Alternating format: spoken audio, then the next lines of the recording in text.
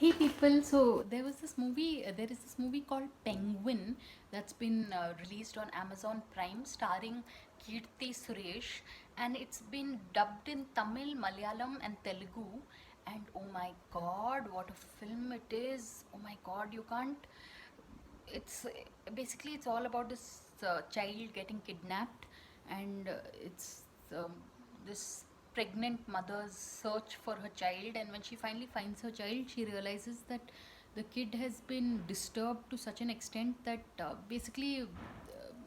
child himself is 6 years old but is you know turning into, like, he's been trained by that kidnapper. So it's like a storyline unlike anything I've seen, and really, people, those of us who have kids, watching this particular movie will give you goosebumps because it's all about a missing child and missing children, really. So, and it's been set somewhere in the Nilgiris with all these tall trees and this very, very eerie looking lake and all. So, but I would recommend this movie because Keerthy Suresh is like spectacular in the film, and even the child star, he's also done a fabulous job. So try and catch it, people. It's called Penguin, and it was released yesterday.